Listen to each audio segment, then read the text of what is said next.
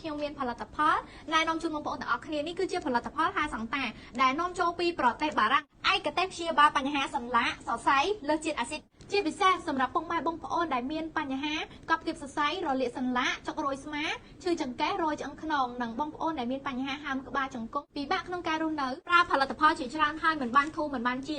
សូមងាកមកប្រើជាមួយនឹងផលិតផលហាសង្តាដែលនាំចូលពីប្រទេសបារាំងនាងខ្ញុំធានាព្យាបាលជូនបងប្អូនជា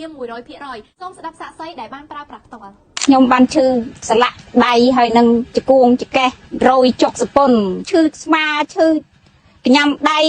ជើងបបាក់ដើរបបាក់ក្រោកលើកដៃម្ដងលើកមិនរួចទេលោកគ្រូឥឡូវខ្ញុំបានប្រើឆ្នាំហាសង្តានេះវាត្រូវ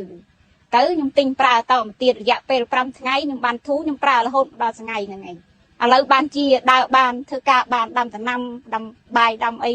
បានស្រួលជំងឺរបស់ខ្ញុំគឺឈឺចង្កេះឈឺចុកចឹងខ្នងហើយក្បាលជង្គង់ហើយបន្ទាប់ទៅគឺកលៈស្មានេះគឺឈឺខ្លាំងមែនតើលើកដាក់រួចទេដល់ពេលខ្ញុំបានហូបហាសង្តាទៅគឺអន់បាទហូបបាន4-5ថ្ងៃគឺអន់ដល់ពេលខ្ញុំបន្តហូបទៀតគឺជីតែម្ដងឥឡូវខ្ញុំអាចធ្វើការបានធ្វើសំណងអីបានធម្មតាពីដើមស្ពឹកញ័រហើយដេកអត់បានទេអត់ដឹងឈឺទេហើយនេះបាត់ហើយបាត់ស្ពឹកបាត់ញ័រអស់ហើយត្រួតខ្លួនវិញហើយលែងឈឺហើយខ្ញុំ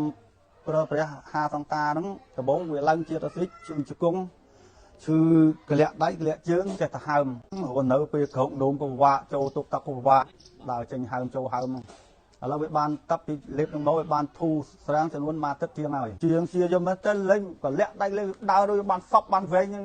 ដូចផ្ដាំផ្ញើដល់បងប្អូនព្រោះបងប្អូនមានអាការជំងឺដូចខ្ញុំហ្នឹងសូមបងប្អូនប្រើថ្នាំហាសង្តានេះឲ្យដូចខ្ញុំឲ្យបានជាសះស្បើយដូចខ្ញុំ